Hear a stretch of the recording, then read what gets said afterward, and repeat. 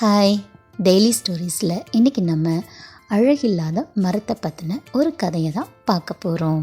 ஒரு ஊரில் ஒரு காடு இருந்துச்சான். அங்கே நிறைய மரங்கள் இருந்துச்சான். சில மரம் உயரமாக இருந்துச்சான், சில மரம் குள்ளமாக இருந்துச்சான், சில மரம் கட்டையாக இருந்துச்சான், சில மரம் அப்படி வளைஞ்சு நெளிஞ்சு இருந்துச்சான்.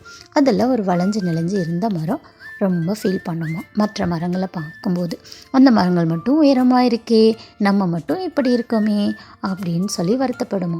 அப்போ அதோட ஃப்ரெண்டு சொல்லிச்சான், எல்லாத்துக்குமே ஒரு காரணம் இருக்குது, நீ குள்ளமாக இருக்குன்னெலாம் வருத்தப்படாத, எல்லாம் நன்மைக்கு தான் அப்படின்னு சொல்லுமா. அப்படியே கொஞ்ச நாள் போச்சான். ஒரு நாள் ஒரு வியாபாரி ஒருத்தர் வந்தாராம். அவர் என்ன பண்ணார், இந்த மரங்கள் எல்லாம் எந்த மரம்லாம் உயரமாக இருக்கோ, எதெல்லாம் நல்ல வளமாக இருக்கோ அதையெல்லாம் பார்த்து வெட்டி வண்டியில் போட்டு வியாபாரத்துக்கு எடுத்துகிட்டு போயாச்சான். அப்போ இந்த மரம் நினச்சிதான், நல்ல வேலை நம்மளும் இதை மாதிரி உயரமாக இல்லை, நம்ம இப்படி வளைஞ்சு நெளிஞ்சு இருக்கிறது எவ்வளோ நல்லது அப்படின்னு சொல்லி சந்தோஷப்பட்டுச்சான். இப்படியே திரும்பவும் கொஞ்சம் காலம் போச்சான், கொஞ்சம் வருஷங்களும் போச்சு. அப்போ இந்த வளைஞ்சு நெளிஞ்சு இருந்த மரம் என்னாச்சு, நல்லா பருமனாக ஆச்சான். அப்போது பருமனாக ஆனவும் ஒரு குரூப் வந்துச்சான். அவங்க இந்த கோவில் வேலைக்காக எங்களுக்கு மரம் வேணும் அப்படின்னு சொல்லி எல்லா மரங்களையும் பார்க்குறாங்களாம். அப்போ இந்த மரத்தையும் பார்த்தாங்களாம். இந்த மரம் ரொம்ப பழைய மரமாகவும் இருந்தது, அதே மாதிரி நல்ல ஸ்ட்ராங்காகவும் இருந்துச்சு. ஆனால் உயரம் மட்டும்தான் இல்லை. ஆனால் அவங்களுக்கு தேர் செய்கிறதுக்காக இந்த மாதிரிப்பட்ட மரம் தான் வேணும். அப்போது தேரோட சக்கரம் ரொம்ப ஸ்ட்ராங்காக இருக்கணும் இல்லையா, ஸோ அதுக்கு நல்ல அகலமாக இருக்கிற மாதிரியான மரம் தான் எங்களுக்கு வேணும் அப்படின்னு சொல்லி இந்த மரத்தை செலக்ட் பண்ணி வெட்டி எடுத்துகிட்டு போனாங்களாம்.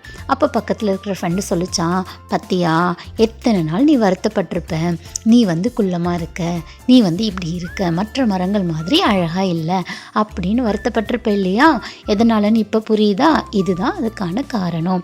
ஸோ நீ தேராக மாற வேண்டிய மரம், அதனால தான் இவ்வளோ நாள் இப்படி இருந்த, இப்போ உனக்கு ரொம்ப மகிழ்ச்சியான்னு கேட்டுச்சான்.